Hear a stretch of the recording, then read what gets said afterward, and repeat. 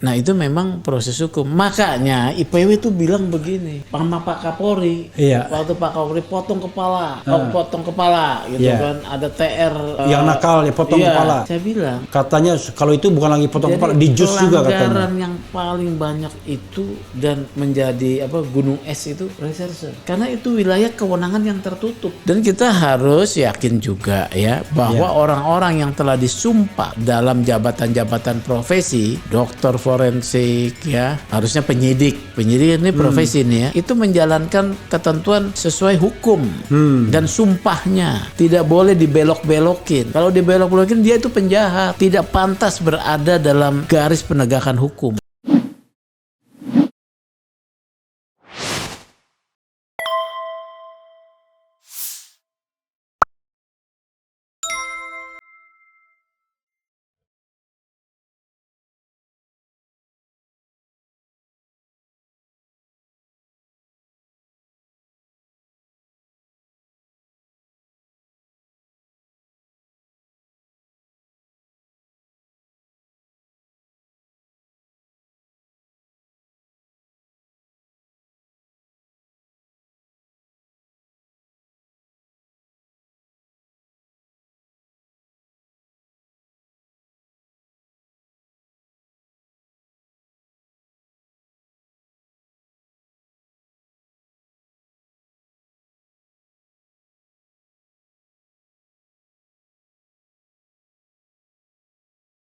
Kan susahnya kan kita gini, ini mohon maaf ya, kita kan cinta institusi ini ya kan, ya dia semua gitu, ibaratnya korbannya dia, melakukan lidik dia, sidik dia, nahan dia.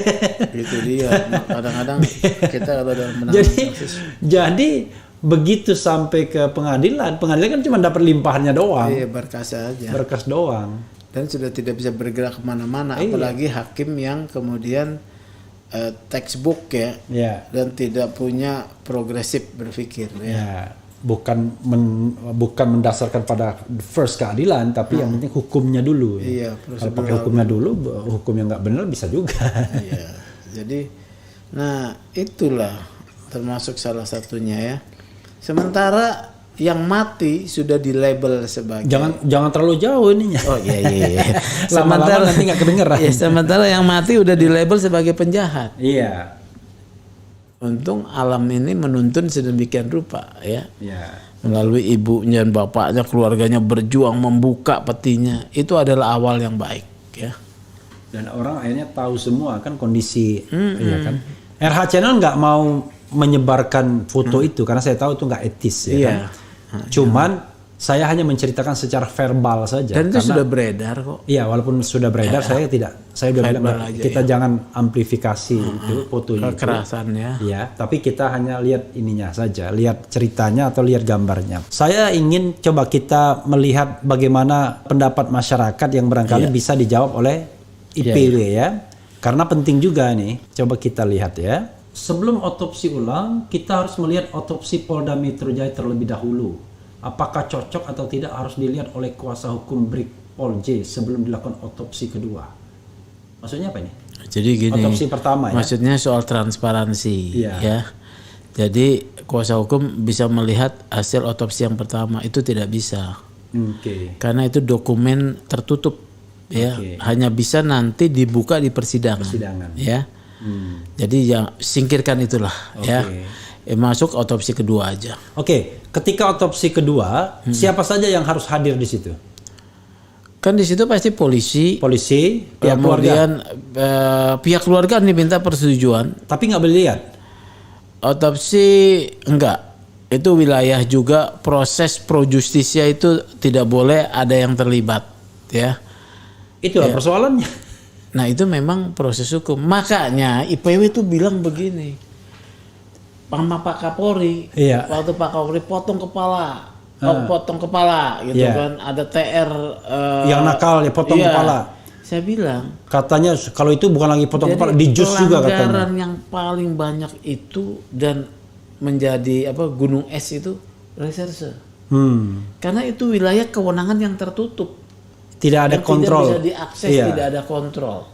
Ya, publik tidak bisa mengontrol. Yang tahu hanya seperti saya yang sudah pengalaman 30 tahun, itu pun dari membaca, bukan indikasi. Bukan melihat langsung, iya, tapi indikasi. Kayak lihat ini kan, luka ini kita kan menganalisis.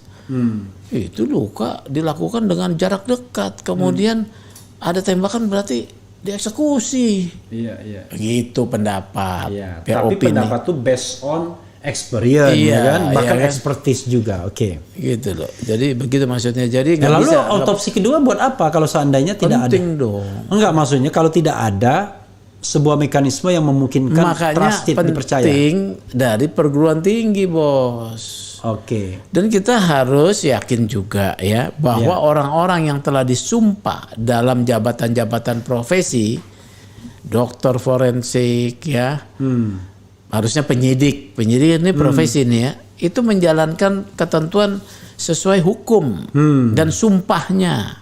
Tidak boleh dibelok-belokin. Kalau dibelok-belokin dia itu penjahat.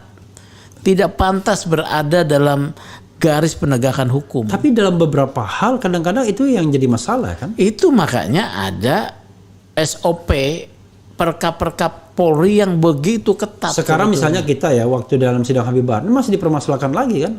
Apakah korban itu disiksa atau enggak? Muncul lagi foto-foto dan lain sebagainya kan? Instead of bahwa itu terjadi penembakan di mobil Xenia misalnya kan terhadap 4 orang. Tapi kemudian fakta-fakta menunjukkan bahwa sama seperti ini. Ada luka-luka, ada kulit mengelupas dan lain sebagainya. Jadi akhirnya mereka yang melakukan autopsi, ada yang kemudian ya civil society itu ya yang mempunyai juga keahlian pengungkapan, ya pengungkapan gitu ya. Jadi harus ada dibangun narasi karena memang kan keadilan tidak jatuh dari langit dengan gratis. Iya. Harus diperjuangkan berdarah-darah lagi. Emangnya saya bertahun-tahun itu nggak ada risiko?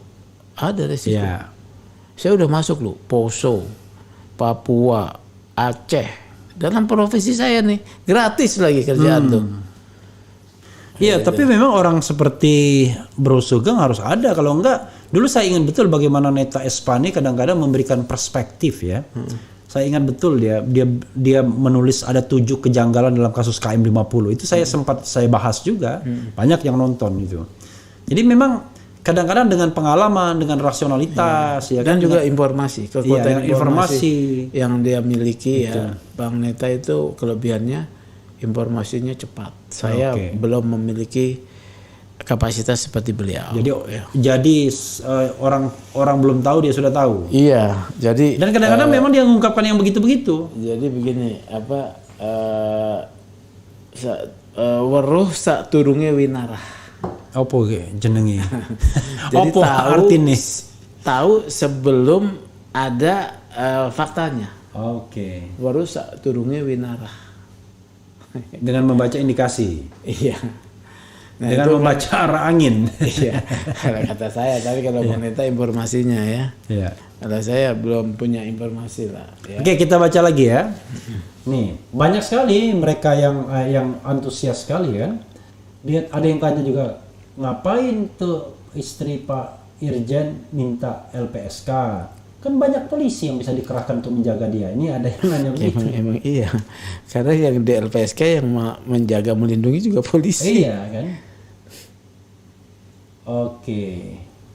Ada bilang tuh kan Refli mau giring Bro Sugeng untuk bahas KM50. Aduh Refli nggak bakalan mau narasumber bahas KM50 karena narasumber lebih pintar dari Refli. Siapa itu? Ada aja. Saya nggak punya pretensi untuk membahas itu, terserah beliau. Jadi dari awal ya, kalau ada narasumber itu free to choose dia mau ngomong apa. Ya nggak ada mengarah-arahkan dasar. Jadi yang kita cari itu kebenaran dan keadilan, bukan kebenaran, ya kan? Jadi kalau kebenaran dan keadilan itu ukurannya paling gampang, hati nurani lah. Tanyakan ke hati nurani Anda, ya kan? Kira-kira kasus ini benar nggak, ya kan? Tapi jangan hati nurani yang sudah tertutup awan gelap. Ya, awan gelap itu bisa harta, tahta, gitu kan, kekuasaan, ya. Kepentingan itu adalah hati nurani yang tertutup awan gelap. Jadi once kalau Anda punya kepentingan soal duit, harta, tahta, ada atasan misalnya, itu kita ragukan independensi. Kadang perut lapar juga lo bos. Makanya. Oke. Polisi ditembak polisi di rumah polisi, lapor ke polisi yang menyelidik polisi, hasilnya untuk menutupi keburukan polisi. Ini skeptis ya. Iya, skeptisme. Tapi skeptisisme masyarakat itu menurut Itu logis. logis ya. Ya karena kan yang ditunjukkan sebelum tim gabungan ini kan seperti itu, ya. Jadi seperti itu, makanya ini nggak ngerti lah ya saya nih Pak Polisi, Pak Kapolri, awasi terus jangan kendor karena dari Januari 2021 sampai Desember itu sudah bagus. IPW mencatat sampai Desember 2021 kenaikan penindakan 250%. Oh, tahun lalu. Iya. Jadi Ditindak ini bisa dibilang prestasinya prestasi Kapolri sekarang. Iya. Setelah bilang tidak tajam ke bawah, tumpul ke atas. Ya. Kemudian TR bahwa polisi jangan menyakiti rakyat. 11 perintah kepada Kapolda, kemudian potong kepala. Itu pengaruh tuh. Yang no viral no justice kan ramai tuh di 2021. Ini ada yang bilang ya, saya tidak percaya kalau soal pelecehan tadi. Orang ada pacarnya cantik, masa mau sama orang tua? Ini sorry ya, kita ngomong apa adanya, bosnya lagi. Lewat di depannya saja sangat segan, apalagi tatap matanya. Boro-boro pelecehan, drama murahan. Tadi kan Bro mengatakan ya, biasanya justru sebaliknya ya kan? Kalau ini kan di atas. Iya. Dan menurut saya kalau misalnya cerita itu benar, nekat sekali orangnya. Ya enggak, terjadi tiba-tiba gila. Iya. Masuk kamar bosnya, lalu nodongin senjata. Kayaknya gila kan? Iya. Dia terjadi kegilaan seketika. Iya. Ya? Itu artinya pasti nggak normal kalau nggak gitu. normal. Tapi kan kalau untuk mendeteksi itu kan sudah ada tes-tes psikologis, ya kan? Ya tadi yang hubungan-hubungan telepon sebelumnya. Profiling.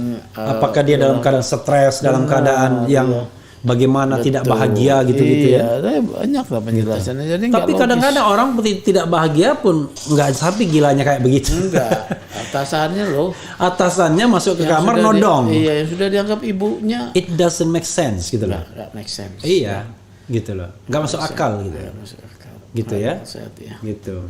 Lagi pula, sorry, he's a driver. Dia driver. Iya. Kan bisa kalau dia mau itu kan tempat lain. Iya. Yang tidak ada bahayanya, ya kan? Iya. Artinya less risiko gitu kan? Ya tapi sudahlah. Nggak tahu Paling lah ya. tidak itu yang disampaikan oleh press Iya, conference ya. ya kita bicara apa yang disebut aja di depan muka kita.